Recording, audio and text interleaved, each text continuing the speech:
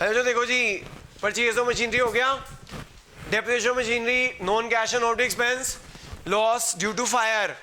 बच्चों loss due to fire, बच्चों loss due to fire is a extraordinary loss, loss due to fire is a extraordinary, कहाँ add होगा? Note 1 में। कहाँ add होगा? Extraordinary losses कहाँ ऐड होते हैं? हाँ कहाँ ऐड होते हैं? समझ आ गई बच्चों बात? अगर ये ना मशीनरी का लॉस है, किसका लॉस है? ठीक है, अगर ये किसका लॉस होता? गुड्स का। किसका लॉस होता? तो नोट 1 में तो ऐड होता, नोट 1 तो ऐड होता, लेकिन वो ऑपरेटिंग लॉस हो जाता। क्या हो जाता? फिर वो यहाँ पे भी, यहाँ पे ऐड करते और यहाँ माइनस करते, यहाँ ऐड करते और यहाँ पे, लेकिन आप कुछ नहीं करेंगे क्योंकि ये किसका लॉस है? मशीनरी का लॉस है। और वो जो लॉस होगा ना सेल में, वो जो लॉस होगा वो इंक्लूड हो चुका है, मतलब उसको हमें उससे कैश नहीं आया ना किया।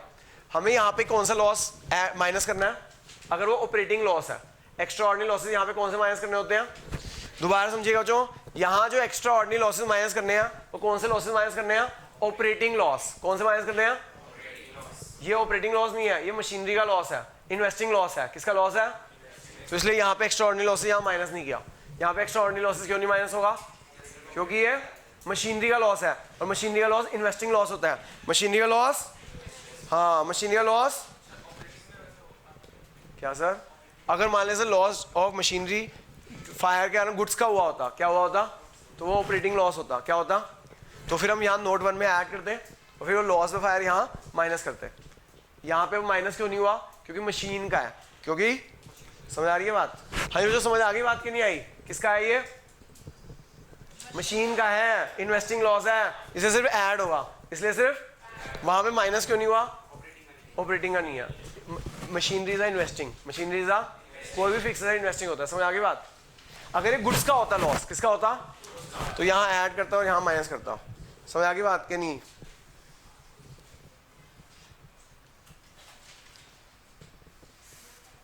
आगे चलते हैं।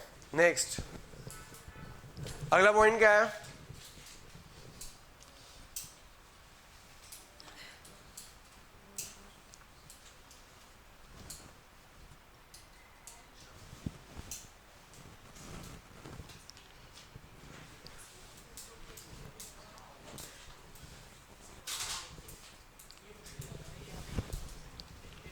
है जो आगे देखिएगा, इंश्योरेंस क्लेम रिसीव्ड है, जो insurance claim receive for loss of machinery due to fire. हाँ जी सर, इंश्योरेंस क्लेम रिसीव्ड।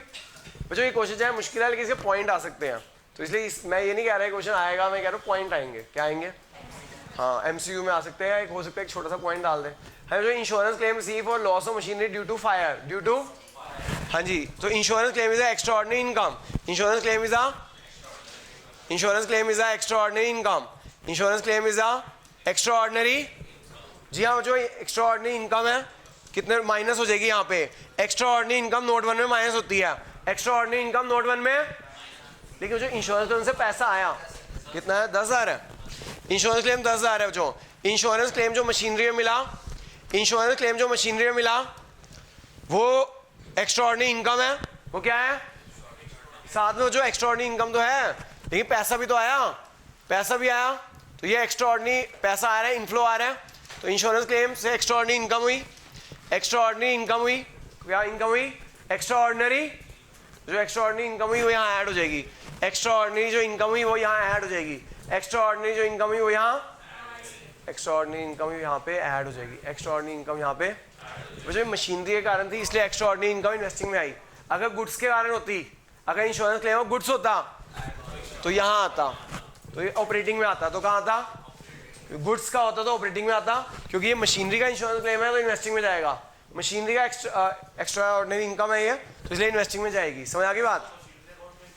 नहीं सर, वो एक्स्ट्रा नहीं है, यहाँ खत्म, हमने हटा दिया, पूरा लॉस हो गया था, उस 20,000 में से इतना मिल गया। नहीं करो, नहीं करना, इंश्योरेंस क्लेम यहाँ नहीं आता। आगे चलते हैं। Interest on non current investment received. अब देखो जो इंटरेस्ट आ गया ना, ड्रिप में कराया था ना मैंने आपको, ड्रिप में कराया था interest on non current investment received.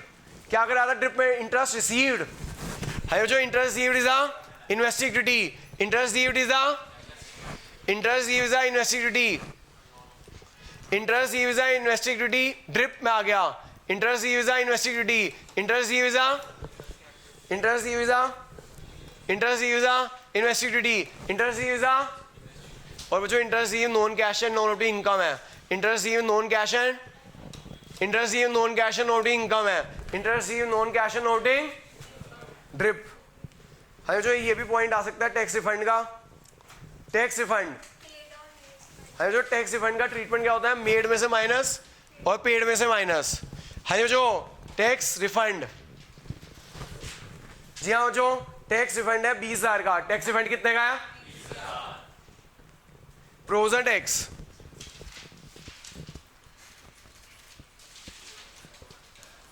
देखो जो पिछले साल का टैक्स पे होता है, प्रोविजन टैक्स देखो नीचे दे रखा है 60 और 80, प्रोविजन टैक्स नीचे दे रखा है 60 और देखो जो पिछले साल का पे करना होता है, पिछले साल का टैक्स पे करना होता है, पिछले साल का टैक्स पे करना होता है 60, पिछले साल का टैक्स पे करना होता है, उसमें रिफंड माइनस कर देना, उसमें से रिफंड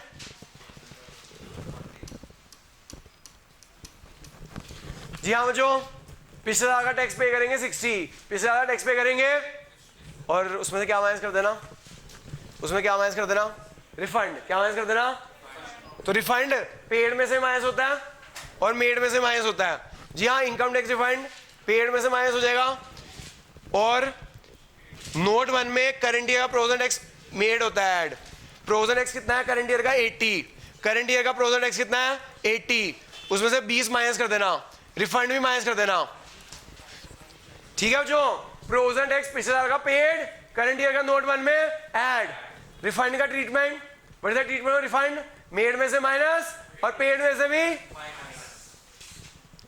है। जो पर्टिकुलर एडिशन इन्फॉर्मेशन में शेयर कैपिटल हम डील कर चुके हैं और जो ना शेयर कैपिटल जो बोनस शेयर इशू किए हैं सिक्योरिटी प्रीमियम से किए हैं, शेयर जो इशू किए हैं वो किससे किए हैं, तो इसलिए सिक्योरिटी में डिक्रीज हो रहा है, तो इसलिए सिक्योरिटी में जो डिक्रीज हो रहा है बोनस शेयर के कारण हो रहा है, ना इक्विटी शेयर पर कुछ होगा ना सिक्योरिटी प्रीमियम में कुछ होगा, क्योंकि वो डिक्रीज हुए हैं बोनस शेयर के कारण हुए हैं। जनरल रिजर्व में कोई चेंज नहीं है, जनरल रिजर्व में कोई change. Investment in marketable security cash and cash equivalent में ऐड हो जाता है, investment in marketable security cash and cash equivalent में ऐड हो जाता है। 3 + 1 4, 2 + 150 350। ठीक है बच्चों इन्वेस्टमेंट इन मार्केटेबल सिक्योरिटी 1 लाख + 3 लाख 4 लाख और 150 + 2 लाख 350। मशीनरी हम डील कर चुके हैं बच्चों, इन्वेस्टमेंट 3 लाख से 4 लाख हो गई, इन्वेस्टमेंट 3 लाख से 4 लाख हो गई। Purchase of investment, purchase of investment, purchase of investment, purchase of investment कितनी हुई, नॉन करेंट इन्वेस्टमेंट यहाँ आती है, purchase of non current investment इन्वेस्टिग्यूटी, परचेज ऑफ इन्वेस्टमेंट इन्वेस्टिग्यूटी, परचेज ऑफ इन्वेस्टमेंट। बच्चों जो 10% है उसका कुछ नहीं करना, क्यों, क्योंकि उन्होंने इंटरेस्ट कैलकुलेट करके दे रखा है। जो 10% है उसका कुछ नहीं करना, क्यों नहीं करना, क्योंकि इंटरेस्ट कैलकुलेट करके दे रखा था, ऊपर इंटरेस्ट कैलकुलेट करके दे रखा था। बच्चों बैंक ओवरड्राफ्ट 2 लाख से 250 हो गया, raising of bank overdraft, raising of bank overdraft is a finance activity, raising of bank overdraft is a, raising of bank overdraft is a. Goodwill हम डील कर चुके हैं, प्रोविजन टैक्स डील कर चुके हैं। बच्चों कैलकुलेशन कर लेना, या नोट 1 का जो टोटल आएगा वो यहाँ लिख देना। नोट 1 का किसने किया, टोटल कितना आ रहा है, नोट 1 का टोटल कितना आ रहा है।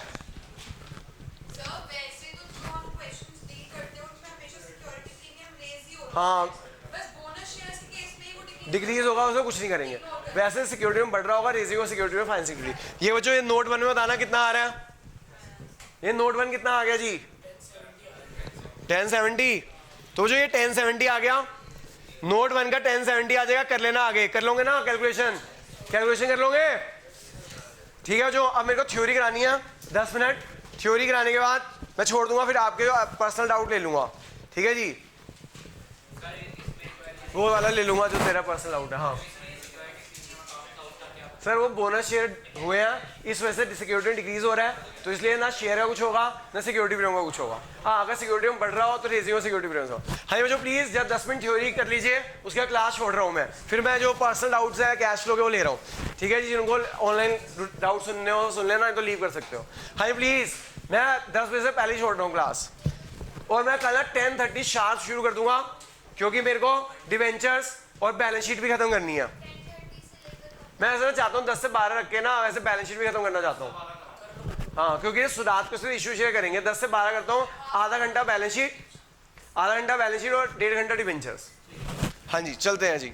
हाँ जी तो देखिएगा कर देंगे सर, अभी अभी डाउट के लिए रुक रहा है ना अभी डाउट के लिए। हाँ जी जिनको डाउट है अभी कैश फ्लो जो डाउट है रुकियो, मेरे को अपना कराने दे, ठीक है। हाँ जी तो देखो जी थ्योरी देखो जी, इंटरेस्ट रिसीव्ड बच्चों सुनिएगा, इंटरेस्ट रिसीव कौन सी एक्टिविटी होती है? अगर क्वेश्चन साइलेंट हो तो वो नॉन फाइनेंस कंपनी होती है। इंटरेस्ट रिसीव के बारे में कुछ ना लिखा हो तो वो नॉन फाइनेंसिंग कंपनी होती के बारे में पूछ रहा होता है, वो इन्वेस्टिंग एक्टिविटी होती है। कौन सी एक्टिविटी होती है? इन्वेस्टिंग एक्टिविटी होती है। तो याद रखिए जो interest receive non finance company के लिए और क्वेश्चन साइलेंट हो तो नॉन फाइनेंस कंपनी होती है, इन्वेस्टिंग एक्टिविटी होती है। लेकिन अगर वो लिखा हो फाइनेंस कंपनी है, क्या लिखा हो? फाइनेंस कंपनी है तो कौन सी एक्टिविटी होगी? ऑपरेटिंग होगी। कौन सी होगी? ऑपरेटिंग एक्टिविटी होगी। फिर लेकिन एक क्वेश्चन आता है जो बहुत बार बोर्ड में आया, 1 मार्कर में बहुत बार आया, when interest receive is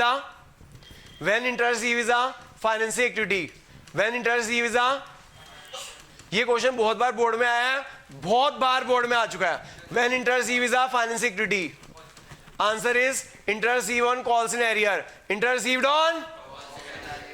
on, तो जो याद रखिएगा interest received on calls in arrear is a financing activity, interest received on calls in arrear is a financing activity, interest received on calls in arrear is a, interest received on calls in arrear is a financing activity, interest received on financing activity is a financing activity. क्या बेटा क्या बता दूं? हाँ interest on calls in arrear कितना लगता है भाई? 10%। Interest on calls in arrear कितना लिखता है और कौन कहाँ लिखा हुआ है? टेबल एफ और कंपनीज एक्ट में लिखा हुआ है। इंटरेस्ट रेट कहाँ दे रखा है? टेबल एफ और कंपनीज एक्ट 2013 में लिखा हुआ है। और कॉल्स इन एडवांस पे कितना लगता है इंटरेस्ट? कॉल्स इन एडवांस पे कितना लगता है? 12%। कॉल्स इन एडवांस पे कितना लगता है? 12%। वो भी टेबल एफ में लिखा हुआ है।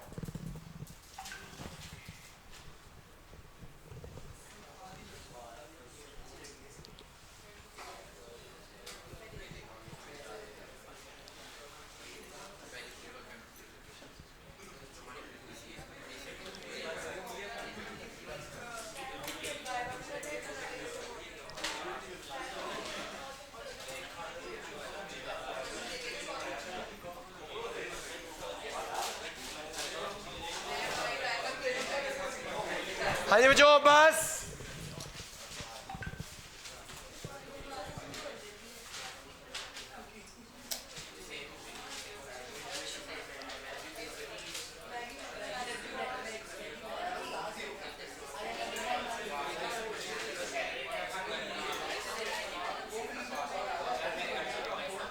हाँ जी बच्चों देखिएगा एक और थ्योरी हो जाए, 1 मिनट, ये क्लियर हो गया बच्चों? इन चीजों से नो फ्लो ऑफ कैश होता है, याद रखना। इन चीजों से नो फ्लो ऑफ कैश होता है, इन चीजों से नो फ्लो ऑफ कैश होता है जी। कौन कौन सी चीजें हैं जिनसे नो फ्लो ऑफ कैश होता है? Issue of bonus shares, issue of bonus share result in no flow of cash, issue of bonus share result in no flow of cash, purchase of machinery, purchase of fix asset, machinery fix asset होती है, purchase of fix asset against shares debenture and bond, against shares debentures and bond, other than cash जिसे बोलते हैं, जिसे क्या बोलते हैं? Other than. तो जो याद रखना, अगर हमने शेयर इशू किए हैं, अगर हमने शेयर इशू किए हैं और उसके अगेंस्ट हम क्या इशू कर देते हैं? Purchase of fix against share debenture and bonds other than cash है, तो याद रखिएगा क्या है ये? नो फ्लो ऑफ कैश है। क्या है ये? और बच्चों नो फ्लो ऑफ कैश किससे होता है? Cash deposit into bank, cash deposit into bank, cash deposit into bank, no flow of cash. Cash withdraw from bank, cash withdraw from bank, no flow of cash, cash withdraw from bank, no flow of cash. Purchase या sale, purchase या sale of marketable security, purchase या sale of marketable security,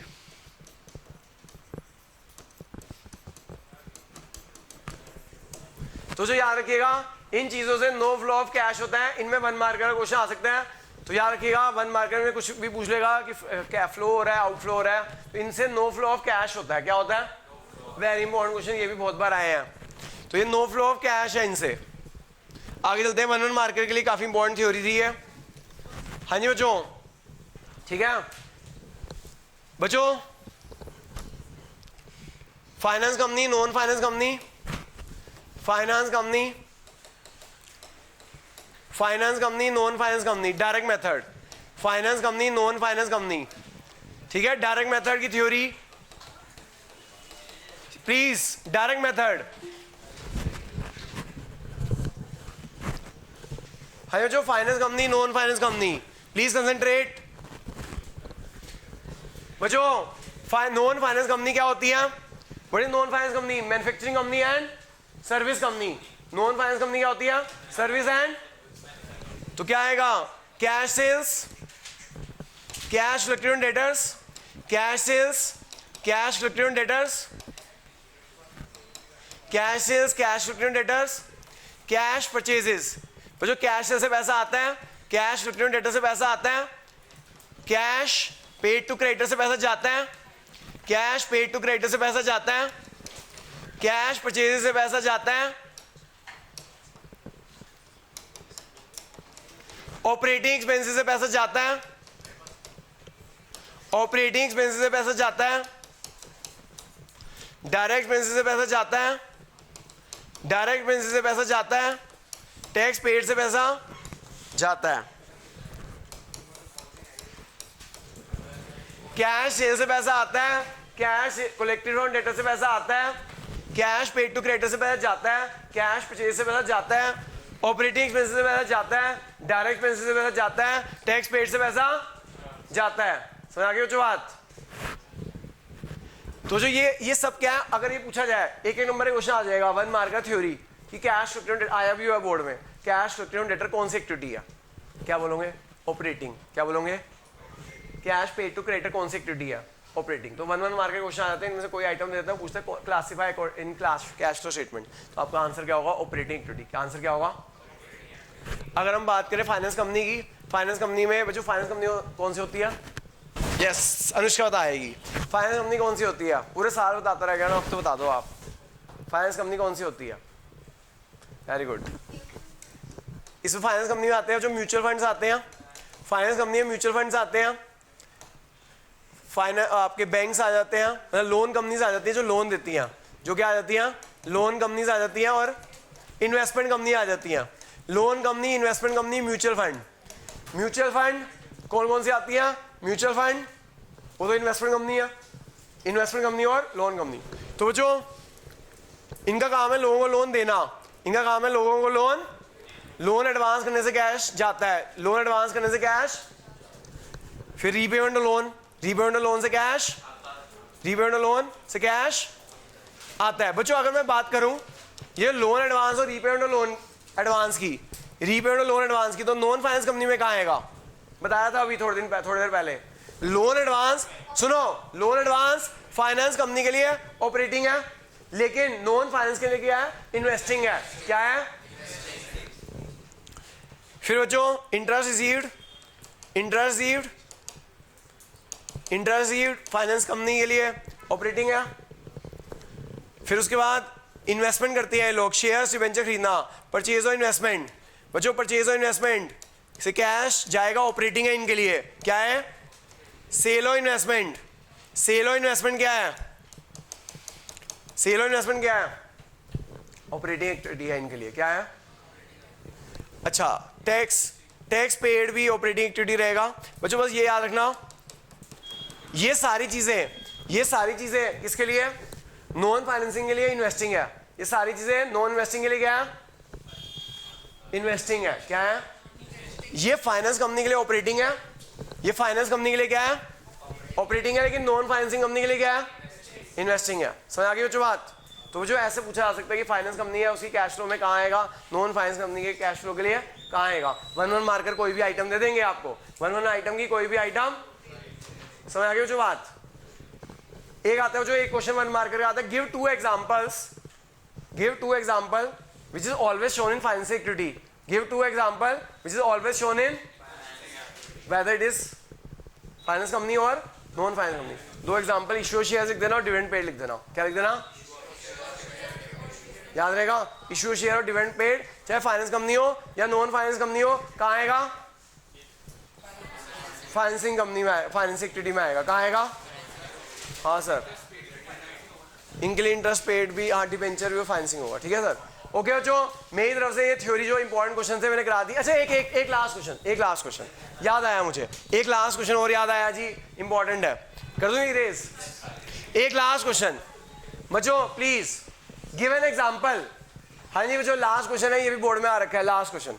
give an example, एक example देना है आपको जिसका part activity show होगी investing में और पार्ट शो होगा फाइनेंसिंग में।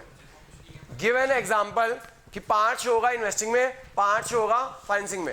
वो जो हमने मशीन खरीदी है इंस्टॉलमेंट बेसिस पे, पेमेंट और इंस्टॉलमेंट ऑफ मशीन, पेमेंट और इंस्टॉलमेंट ऑफ, हमने पेमेंट और इंस्टॉलमेंट ऑफ मशीन किया, हमने इंस्टॉलमेंट पे किया मशीन की 15,000 रुपए की, हमने इंस्टॉलमेंट पे किया मशीन की 15,000 रुपए की। बच्चों 15,000 में मान लो 10,000 प्रिंसिपल ऑफ द मशीन है और 5,000 रुपए इंटरेस्ट है।